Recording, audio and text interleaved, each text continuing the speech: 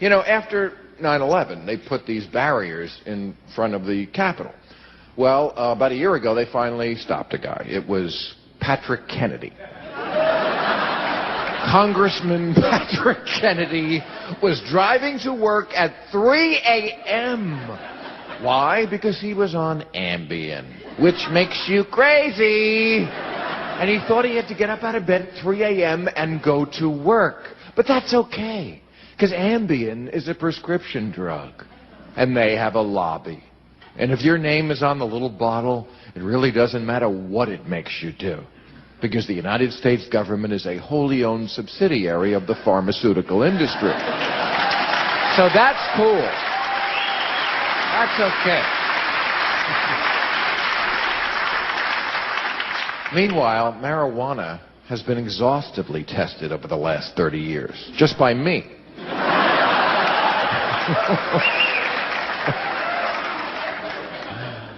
And nothing. That doesn't hurt you. But not a month goes by when there's not a headline in the newspaper about some prescription drug doing something awful. We found out that Vioxx relieves the pain and stiffness of arthritis by killing you.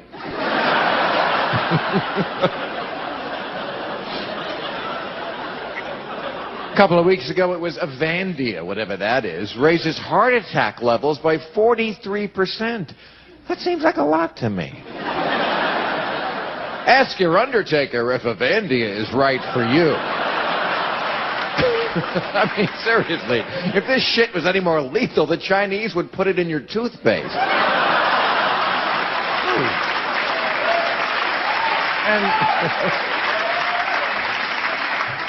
And have you taken note of the fact that every prescription drug has an X or a Z in the name? You know, Vioxx and Paxil and OxyContin and Celebrex and Fosomax and Prozac. Are Americans really that dumb? That all you have to do is put an X or a Z in the name and they go, well, I'm not a doctor, but I can say this is serious medicine.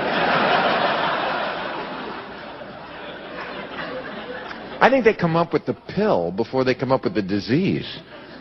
Did anybody have restless leg syndrome before they had a pill for it? Did you get calls? Bill, I'd love to make the party, but the old restless leg is acting up again. I never knew that I had a fungus monster living under my big toenail. There's a Tasmanian devil in there, apparently. And not just in there, it's partying. Have you seen the commercial? I swear to God, there is a bacteria playing the trombone. That is pretty serious. I'm waiting for the pill they come up with for your morning hard-on. Do you need Flacidix? Flacidix makes your penis soft and manageable when you need it most. And it's got an X right in the name, so you know it's serious medicine. I see a lot of pills advertised to relieve stress. I think that's a huge scam. Stress is life. Sorry to burst the bubble, but you know, I have good days and bad days. I never have a no stress day, do you? It's the most natural thing in the world. It's in nature. Look in nature. You ever look at a little woodland creature? It's a nervous wreck. Look at a poor little squirrel, you know, it's like... Even when it's eating lunch, it's like, fuck. Is something gonna swoop down or bite me in the ass? We won't stop being sick until we stop making ourselves sick. Because there is a point where even the most universal government health program can't help you. They can't outlaw unhealthy food or alcohol or cigarettes. Just pot, sadly.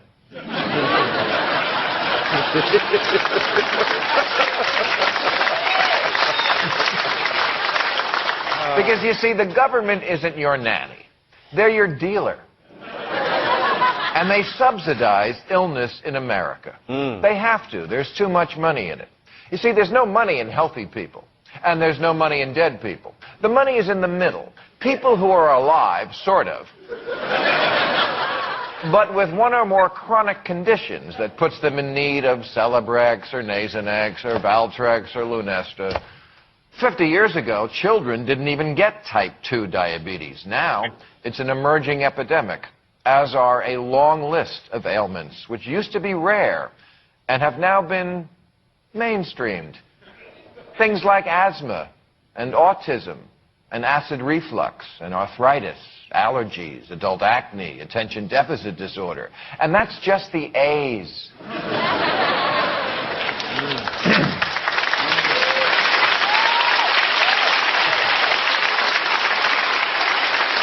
Doesn't anybody wonder why we live with all this illness? I'll tell you why. At the LA County Fair last week, they were serving something called fried Coke. Now, my first thought was, gosh, what a waste of a perfectly good 8-ball. But no, they actually pour the Coca-Cola syrup into a deep fryer. Oh, my God. Then put it in a cup and top it with sugar and whipped cream and a cherry because, you know, fruit is good for you. Would it really be that much more unhealthy to get molested by one of the carnies? In Hillary Clinton's health plan, the words nutrition and exercise appear once. The word drugs, 14 times. Just as the pharmaceutical companies wanted. You know, their ad weasels love to say, when diet and exercise fail. Well, diet and exercise don't fail. A fact brought home last week by a new Duke University study that showed exercise, yes, exercise, is just as effective a cure for depression as Paxil and Zoloft. So ask your doctor if getting off your ass is right for you.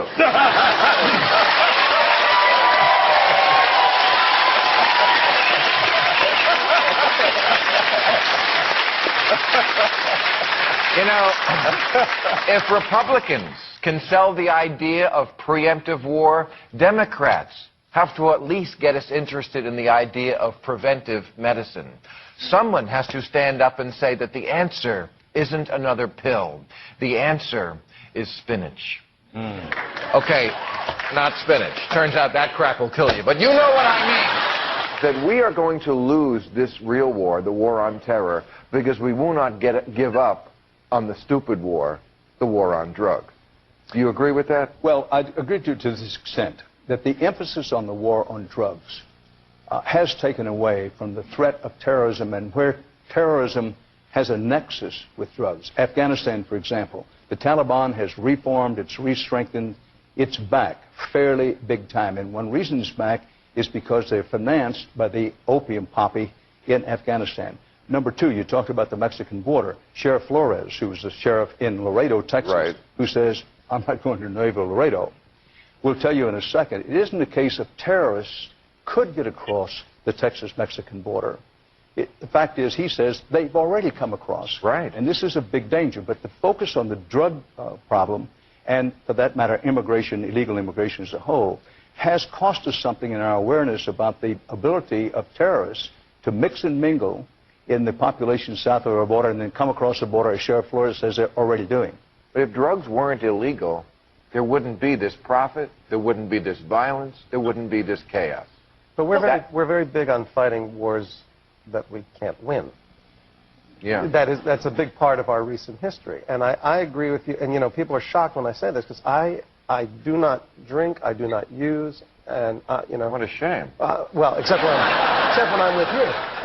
But I stand there as the biggest, straightest guy in the world and say, I'm for the legalization of everything you can name. Yeah. Prosecute somebody who screws up on it, but this is a democracy. If an adult wants to abuse themselves in their home, that is their prerogative. Also,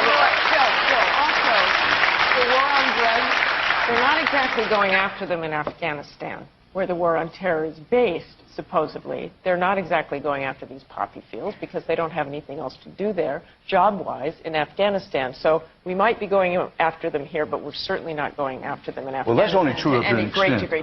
To any great degree, and we didn't for a very long time because we kind of put that aside. It's kind of like Musharraf. It's like we can only push them so far, and if they don't have employment and they have the poppies, then we didn't at first. That was the case, but a guy named Tom Schweck, a great public service who's in the State Department, is on this case right now saying, yes, we've made our mistakes, but we've got to crack down. There's no way to eliminate the poppy growing in Afghanistan, but we either reduce it significantly or we have no chance in Afghanistan of accomplishing what we're trying to do there. And then what is the population? But the Taliban, when the Taliban were in power, they shut down the opium trade because they're religious nuts. No, that's not altogether true, Bill. They did shut it down, but they shut it down because they wanted to get the price up. They had stockpiled a lot of opium. This is a street myth that the Taliban was all against the opium trade. And mark well, they're now back in it. Well, they're certainly not against it now that they need their money. They were flexible enough to ally with the opium traders, which we're too stupid to do.